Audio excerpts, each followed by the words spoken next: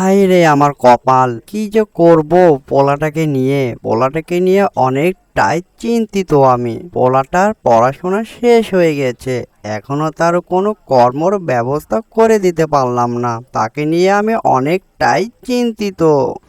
করিম ভাই, আগে তোমার সঙ্গে অনেকটাই সময় দিতাম, এখন আস্তে আস্তে অনেকটাই ব্যস্ততা বেড়ে গেছে করিম ভাই। মাছ ধরতে গিয়েছিলাম, তেমনটা মাছ পেলাম না, তাই বাসায় চলে যাচ্ছি। এই যে করিম ভাই, তোমার পোলাটার কি খবর? কিছু বললে না যে আমায়? এই যে রহিম ভাই, কি ব্যাপার, কোথায় যাচ্ছ তুমি মাছের ঝুড়িটা নিয়ে? তোমাকে তো আর আগের মতো দেখা যায় না।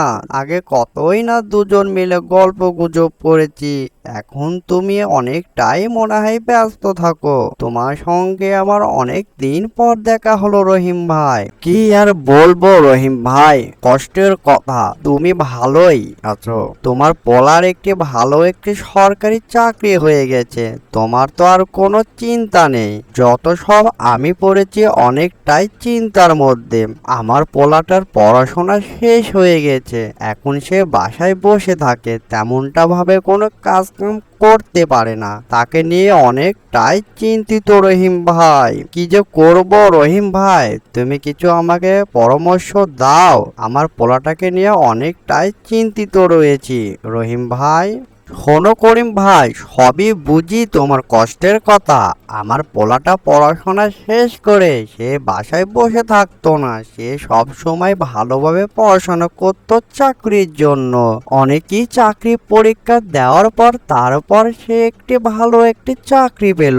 তোমার পোলাটাকে বলো, পড়াশোনা শেষ করে ফেলেছে যেহেতু, তাহলে তাকে ভালোভাবে পড়াশোনা করতে বলো গিয়ে, তারপর না হয় একটি ভালো চাকরি পেয়ে যাবে। অথচ সময় অপচয় করতে মানা করো গিয়ে, বুঝতে পারলে করিম ভাই? রহিম ভাই, তুমি তো ভালো কথাই বলেছো আমায়। যাই যাই, পোলাটাকে ভালোভাবে পড়তে বলে গিয়ে। এই যে চাচু চাচু, এই যে দাদু ভাইরা, তোমরা এতক্ষণ ধরে কি গল্প করছো এখানে বলো তো?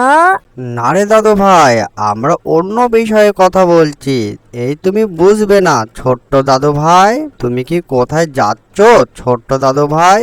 এই যে দাদু ভাই, একবার বলে দেখোই না, তোমরা কি বিষয় নিয়ে আলোচনা করছো। ও বুঝি, আমি ছোট মানুষ বলে তোমরা কিছু বলতে যাচ্ছ না, তাই না দাদু ভাই? বলো বলো দাদু ভাই, একবার বলে দেখোই তো আমায়।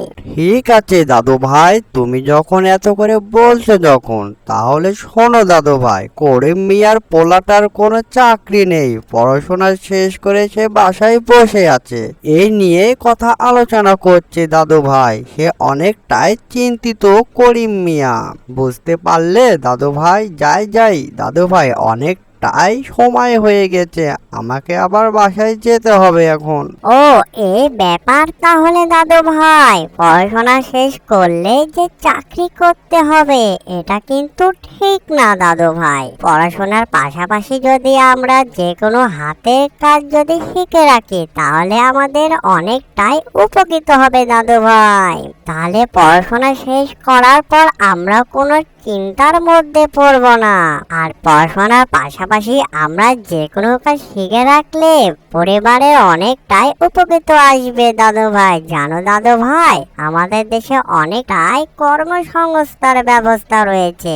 আমরা সরকারি চাকরির প্রতি আকর্ষণ না হয়ে আমরা অন্য কাজে লিপ্ত হই। বুঝতে পেরেছো দাদু ভাই? তাহলে দাদু ভাই, আমি এবার তাহলে আসি দাদু ভাই।